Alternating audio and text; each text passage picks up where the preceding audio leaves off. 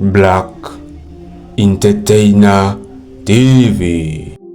Mwite mugani Big Fizzo kuva hariya muri Bantu Boy Better Than Them, aho ubona ku munsi w'ejo uko no bivuga nako hari ku munsi wa Mungu nibwo yatangaza avuga ati ibazo wasuzugura abazobambika ibara baba suzugure bongere baba suzugure. Ibyo rero ati byabaye biturutse kuki byoba byari byagenze gute ku munsi wa gatandatu neza na neza hariya mu gihugu cy'u Burundi ku kibuga cy'indege cya Melchior Ndadaye. Umuririmbyi Harmonize yarasanzwe aje gutegura aje nako gukora igiteramo hariya mu ntara nziza ya Gitega, aho ubona hari ababosi bari bamwizeye baramutuma ko kugira ngo azoze guteramira abantu mu ntara ya Gitega. Nubwo bitagenze neza nkuko benshi babyibaza, ariko igiteramo cyarabaye mugabo hagiye habamwo amakosa, novuga ko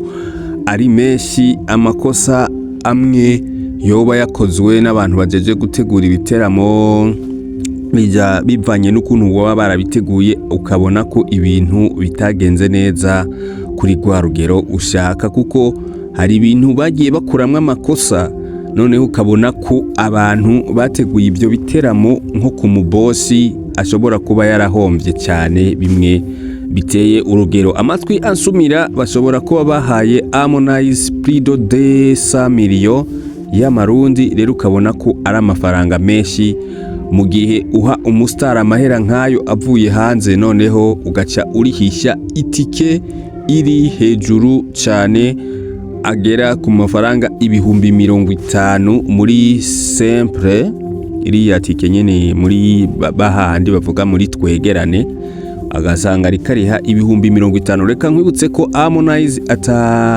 nta nguvu afise canke nta zina afise ryaho yoza kurihisha ibihumbi 50 kwinjira muri ahantu hasanzwe, naho nyene ugaca umutwara nko muri stade hariya Ingoma. Iriya stade ijamwo abantu benshi, rero ugaca wongera kukariha ibihumbi 50. Je tugiye kubana mu kino kiganiro ni Taiside Wina nk'ibisanzwe, naho cano ni Black Entertainer TV. Make sure ko wakoze subscribe, ugakora like, comment hamwe na share kugira ngo tuzokomeze kubana no mu bindi biganiro by'ahazaza. Reka nongere ndaguhe ikaze nanone we wahisemo gukurikirana Black Entertainer TV. Ndakwibutsa kuno munsi tuze kugaruka ku makuru menshi cyane, aho novuga ko atari make ariko aravugwa neza na neza hariya mu gisagara cya Bujumbura, ariko aravuga muri entertainment y'umuziki ndundi, ariko aravugwa ahantu hose. Twongere tugaruke ku majambo Big Fizzo yavuze. Nuko Big Fizzo yasohoye aga video novuga ko ari kavuga ati nimureke kwipendekeza ku baririmbyi b'abanyamahanga, nimureke kwitonesha, mureke kubereka ko mubakunda kurusha abiwanyu.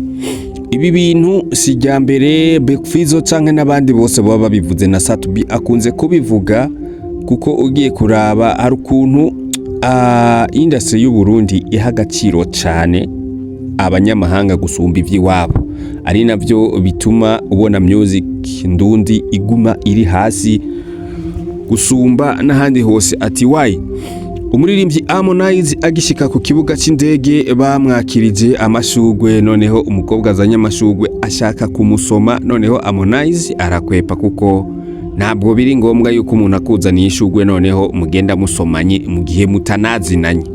Ushobora kubigira ku muririmbyi w'iwanyu, nibyo na Fizzo yavuze. Wenda wewe ashobora kwanga kugusoma mugeje uvuga ati umujama sohokera ha nzogenda tubonane ndamubaze why wankoze biriya bintu imbere y'abantu, noneho musabana imbabazi, noneho birangire. Rero mu gihe uba wakoze ibintu bimeze nka kuriya ku mustari, nta nahantu muzinanye, nta nahantu muzosubira guhurira, nyene nta mpamvu nimwe yotuma atakwijya ko, kuko biba ari ibintu bigaragara, biba ari ibintu binumvikana, kuko nta mpamvu nimwe yoza kukwisemba mu gihe abona niyaheza diru yiwe biza kuba birangiye ata mpamvu nimwe. Rero Big Fizzo nta na kintu na kimwe yasigarije abafana b'umuziki ba promoters, noneho agenda abwira ati mureke gukunda abanyamahanga kurusha uko umukunda iby'iwanyu.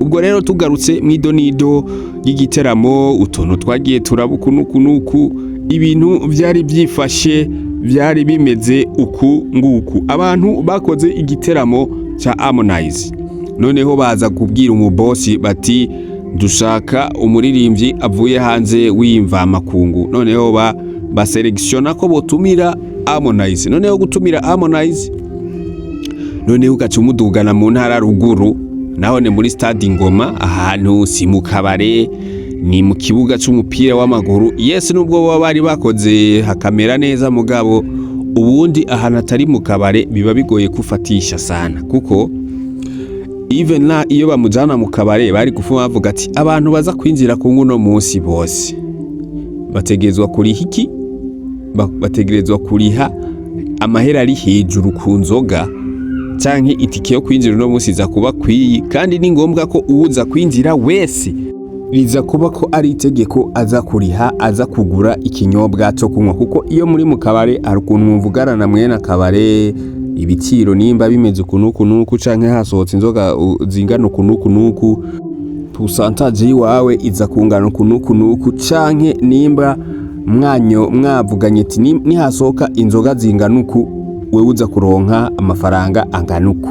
Rero mukabikora gutyo, noneho ugacufata umurivye Harmonize, noneho mumuhaye prix de 200 millions, mumuzanye Gitega, noneho mukamudugana mu ntara hagati. Baba jene bivira Shatanya, Magarama, Nyabututsi, Karera, yo muri Yoba, abajene bivira hari Nyamugari, abajene bivira ngaha quartier za Nyamugari. Noneho gacumubwira ngo aze kuriha ngo ibihumbi 50 kwinjira muri simple.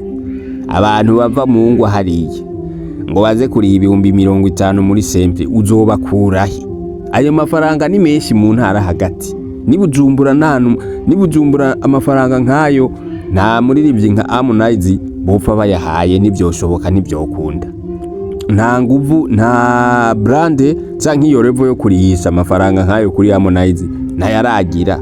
Nibisho ayo mafaranga ni menshi. Noneho even now wamuduganye ruguru mu ntara hagati, ahantu ziko nta mafaranga hari, nta biceri biriyo. Wibuke ko Gitega ari capitale politique, ntabwo ari capitale economique. None yibaze ko nibujumbura muri capitale economique, uwo mujanayo ukarihisha senkani ukazotamba wirorera. Nibyo byagiye kuba rero. Harmonize kumuha amafaranga ngana uko byari kubura, ugatumira Big Fizzo, ugatumira Satbi, ugatumira ba Fernando, ugatumira ba Dramati, none ukabakubita ayo mafaranga yose waye Harmonize, ukaraba ko stage batayuzuza. None utarinze no guha no kuvuga ngo reka ngo tudoze ibiciro ngo tugire ukunuku, wapi? Mugabo abantu mwese mwateguye ibiteramo mukatumira Harmonize, iyo mba ndi jewe nari kubanza nkafata abantu bose bari muri staff yateguye urubanza rwa Harmonize nkabakubita mu gasho, mukavuga wa nyimba mwari mufise bije yo guhombya uwo mu boss canke yo kujya amafaranga yiwe, none hatana akazi mwakoze. Kuko uko bigaragara Harmonize igiteramo ciwe carahombye, nta bantu benshi bariyo, byari ibintu nyene biciriritse tu biri ngaho.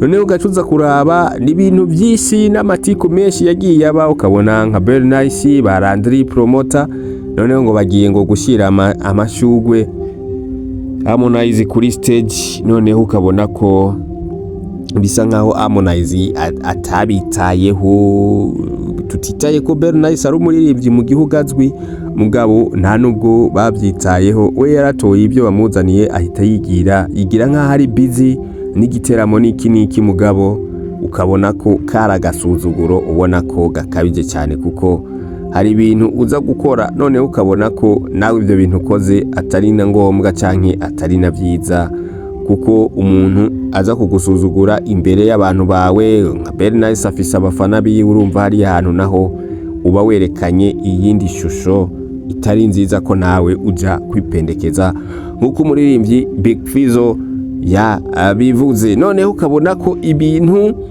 uko byagenze neza na neza, umubosi hariya byarangiye ahombye atazi ngo niki kijya mbere, kubera iki yatanze amahera kugira bakore promotion, noneho abantu babirimwo ntibigeze baha umwanya na gatoyi abantu baba promoter canke aba influencers, kubera ko ibiteramo byose uzotegura ukabona hari ukuntu rimwe na rimwe njya mbona bagaya tuno dupaje dupostinga n'iki mugabo umenye agaciro kabano bantu uzokamenya umunsi uzotegura igiteramo cyawe noneho bikarangira gipfuye atanahantu kigeze, kubera ko nimba uno munsi umupromota umwe wamwishuye ukishura n'uwundi inkuru yawe ikaguma ivugwa ku marezo sosio, none uzobura abantu gute? Muga mu gihe utabikoze bizorangira utambye wirorera, kubera ko Harmonize we ntacahomba, kubera ko kugira haguruke hariya aza noneho amafaranga mwayamuhaye, we waza akora diru yiwe ihomba idahomba we ntibimuraba. Mugabo rero ngarutse ku bantu bateguye kiriya giteramo, mwakoze agasha novuga ko katabaho, kubera ko ibintu mwakoze n'akamaramaza nk'ibintu bitanabaho kabisa, kubera ko nta kuntu wofata ukazana umuririmbyi nka Harmonize noneho ugaca ufata ntukore promotion, noneho ugaca ufata igiteramo nyacu kakidugana ruguru mu ntara hagati ugacuza kurisha ibihumbi 50 ku bantu bivira hariya za Giswahili, Magarama, Shatanya n'ahandi ntiriwe ndavuga, waje uvuga ngo bazene baho bazoyari habayakuye ko nabone bumye. Rero uza gusanga ibintu byose byaho ari ibintu bizakurangira umaramaye, ukamaramarira imbere y'abafana, ukamaramarira n'imbere y'umubosi wawe yakwize kugira ngo mukorane ico giteramo. So singiye kubarambira, aje twari kumwe ni Tayiside Wina nk'ibisanzwe, nayo channel ni Black Entertainer. Make sure ko wakoze subscribe, gakora like, comment na hamwe na share kugira ngo tuzokomeze kubana no mu bindi biganiro by'ahazaza. Ciao ciao.